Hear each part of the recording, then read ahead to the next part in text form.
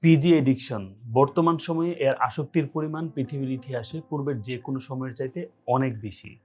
বিশেষ করে তরুণ থেকে শুরু করে বৃদ্ধ অনেক নারী পুরুষ এই সমস্যায় আক্রান্ত এবং তারা এটা থেকে বের হতে পারছেন না, যা ধ্বংস করে দিচ্ছে তাদের ব্যক্তি জীবনের পাশাপাশি তাদের পারিবারিক জীবন, তাদের কেরিয়ার, তাদের জীবনের গোল এবং ব্যবসা পড়াশোনা থেকে ছেলেমেয়েরা পিছিয়ে পড়ছে। কিন্তু আজকে একটা ভিন্ন বিষয়ে আমরা কথা বলবো। অনেক পিজি এডিক্টেড পিপল আমাদের কাছে যখন আসেন, অনেকেই বলেন, "ভাই আমি তো পিজি দেখছি, আমি কি নামাজ পড়তে পারবো? আমি কি নামাজ পড়া যাবে? অথবা আমি যেহেতু পিজি এডিক্টেড পারসন, এইজন্য আমি নামাজ পড়া ছেড়ে দিয়েছি।" তো যারা আমাকে এই কোয়েশ্চেনটা করে, "ভাই আমি পিজি দেখার পাশাপাশি নামাজ পড়তে পারবো কিনা?" তাদের উদ্দেশ্যে আমি সাথে, সাথে একটা কোয়েশ্চেন করি আনসারের পরিবর্তে। আপনি পিজি দেখে কি ভাত খান? আপনি কি স্কুলে যাওয়া ছেড়ে দিয়েছেন? আপনি কি ব্যবসা করা বন্ধ করে দিয়েছেন? আপনি কি ফ্যামিলির সাথে টাইম দেওয়া, কথা বলা বন্ধ করে দিয়েছেন? বন্ধুদের সাথে আড্ডা দেওয়া বন্ধ করে দিয়েছেন? অবশ্যই সেক্ষেত্রে উত্তর হবে না। আমি যদিও পিজি দেখছি, পিজি এডিক্টেড, বাট আমি কিন্তু সকল কাজ করছি। নামাজ পড়ার ক্ষেত্রে কেন আপনার বা আমার মনে হচ্ছে যেহেতু আমি একজন পিজি এডিক্টেড পারসন আমার নামাজ পড়া উচিত না? এইখানেই হচ্ছে শয়তানের একটা সূক্ষ্ম ধোঁকা কাজ করে আমাদের মাঝে এবং আমরা অনেকেই এই জায়গাটায় হারিয়ে যাই। শয়তান চায় আমরা পাপ কাজ করি, এটা তার প্রথম উদ্দেশ্য। কিন্তু তার আল্টিমেট উদ্দেশ্য হচ্ছে বান্দাকে আল্লাহ তাআলা থেকে দূরে সরিয়ে দেওয়া।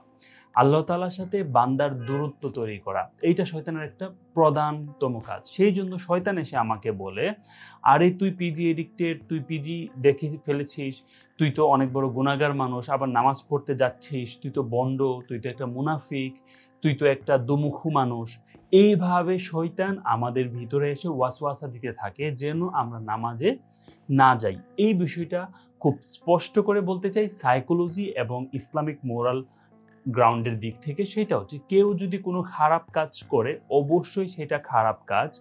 সেই খারাপ কাজের পক্ষে জাস্টিফাই গাওয়ার কোনো সুযোগ নাই, রাইট? সেই খারাপ কাজটাকে জাস্টিফাইড করার কোনো সুযোগ নাই। কিন্তু খারাপ কাজ একটা সিঙ্গেল খারাপ কাজ, বিপরীতে ভালো কাজ একটা সিঙ্গেল ভালো কাজ। এবং আল্লাহ তাআলা পবিত্র কোরআনে এবং বিভিন্ন হাদিসে অসংখ্য জায়গায় এই মেসেজটা এসেছে, ভালো কাজ মন্দ কাজকে মিটিয়ে দেয়। মানে ভালো কাজ যত আমি করব আমার মন্দ কাজগুলো তত ঢাকা পড়ে যাবে, মিশে যাবে। এটা হচ্ছে একটা দিক। দ্বিতীয় দিক হচ্ছে তওবা করা। আল্লাহ তাআলা বলছেন, "তোমরা তওবা করো সকল প্রকার গুনাহ, যেকোনো প্রকার গুনাহ আমি তোমাদেরকে ক্ষমা করে দিব।"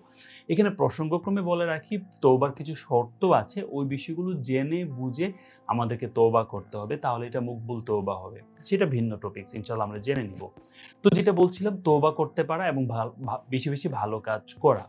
এইখানে গুরুত্বপূর্ণ একটা কথা বলব যেটা পবিত্র কোরআনে বলছে, "নিশ্চয়ই সালাত মানুষকে বিরত রাখে অশ্লীল এবং মন্দ কাজ থেকে।" এই বিষয়টাও শয়তান আমাদেরকে পথভ্রষ্ট করার চেষ্টা করে। দেখো, নামাজ তো তোমাকে মন্দ কাজ থেকে বিরত রাখতে পারছে না। নামাজ তো তোমাকে খারাপ কাজ থেকে বিরত রাখতে পারছে না।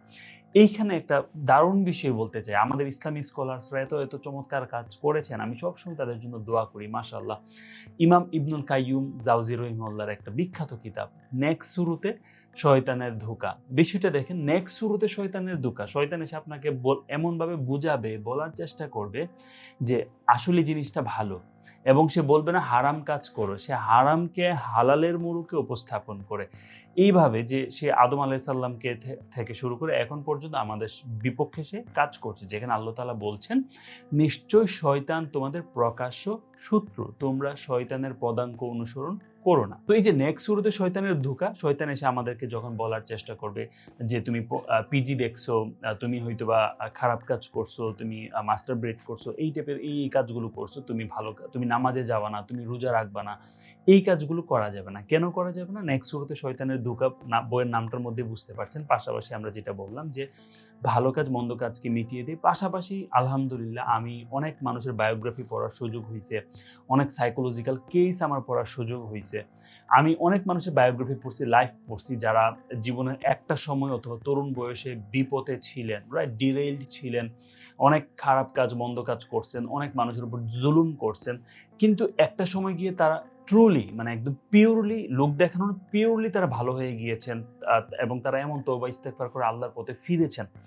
এইটার একটা অন্যতম কারণ আমি মোস্ট অফ দ্য কেসেস দেখেছি, তারা কোনো না কোনোভাবে মোস্ট অফ দ্য পিপল ইসলামের সাথে, ইবাদতের সাথে, ভালো মানুষদের সাথে অ্যাটাচ ছিল, লেগে ছিল। ভালো কাজগুলোও চলতেছিল, খারাপ কাজগুলোও চলতেছিল। এইটা একটা মুজাহাদা মূলত মানুষের, যে খারাপ কাজ ছাড়তে না পারা, এবং যারা খারাপ কাজ ছাড়তে পারছে না এবং খারাপ কাজে আছে তারা হচ্ছে এক শ্রেণীর মানুষ। আরেক শ্রেণীর মানুষ আছে যারা খারাপ কাজ করছে কিন্তু এটা থেকে সে বের হতে চাচ্ছে, পাশাপাশি সে ভালো কাজ করছে। আমি এই টাইপের মানুষগুলোকে নিয়ে কথা বলছি, যে আমাদের দ্বারা যদি কোনো খারাপ কাজ হয়ে যায়, কোনো ভুল কাজ হয়ে যায়, আমরা সাথে সাথে তৌবা করব, ওইটা যদি আবারও করে ফেলি আবারও তৌবা করব, কিন্তু ভালো কাজ আমরা পানি খাওয়া যেমন ছাড়ছি না, ভাত খাওয়া যেমন ছাড়ছি না, আম্মু আব্বুর সাথে কথা বলা যেমন ছাড়ছি না, একইভাবে আমি নামাজ ছাড়বো না, আমি রোজা রাখা ছাড়বো না, আমি তাসবিহ, তাহলিল, দুরূদ, ইস্তিগফার, তওবা করা ছাড়বো না। আল্লাহ তাআলা আমাকে বলছেন তার দয়া থেকে, রহমত থেকে নিরাশ না হইতে। আমি কেন নিরাশ হব? আমি বারবার এই কাজগুলো চালিয়ে যাব। কিন্তু একটা ফাইনাল অ্যালার্ট এখানে বলতে চাই, কখনো আমরা এমন ভাববো না, যেহেতু আল্লাহ তাআলা বলেছেন ক্ষমা করে দিবেন, যেহেতু ভালো কাজ মন্দ কাজকে মিটায়া দেয়, এইগুলোকে কখনো দলিল হিসেবে আমরা রাখবো না যে খারাপ কাজ করতে থাকি আর এটা গুনাহ মাফ হইতে থাকবে। এটা খুবই অ্যালার্মিং একটা জায়গা। সেইটা হচ্ছে, খারাপ কাজ করতে করতে একটা সময় মানুষের কাছে এই কাজটা খারাপ মনে হয় না। এই কাজটা তখন আর তার কাছে ভালো লাগে। তখন এটাকেই নরমাল মনে হয়। তো ওই অবস্থায় যদি আপনি পৌঁছে যান, আল্লাহ তাআলা যদি আপনার হৃদয়টাকে ওই অবস্থায় ফেলে দেন, তাহলে তো আপনি কখনোই সঠিক পথ খুঁজে পাবেন না। রাইট? তো যেটা বললাম যে সর্বশেষ, আমরা যেকোনো কিছুর অ্যাডিকশন আমাদের থাকে, যেকোনো খারাপ কাজ আমরা করি না কেন, ভালো কাজগুলো আমরা ছাড়বো না। একটা সময় হবে এই ভালো কাজগুলো আমাকে এই খারাপ কাজ থেকে বের হয়ে আসতে সহযোগিতা করবে, এবং ভালো মানুষ, ভালো বন্ধু, ভালো আলেমদের সাথেও আমরা সম্পর্ক রাখবো, যেইগুলো এই টাইপের অ্যাডিকশন থেকে আমাদেরকে বের হয়ে আসতে সহযোগিতা করবে ইনশাআল্লাহ। এই টাইপের কনটেন্টগুলো যদি ভালো লেগে থাকে, আপনারা অবশ্যই লাইক, কমেন্ট, শেয়ার ও সাবস্ক্রাইব করে আমাদের চ্যানেলের পাশে থাকবেন ইনশাআল্লাহ। আসসালামু আলাইকুম।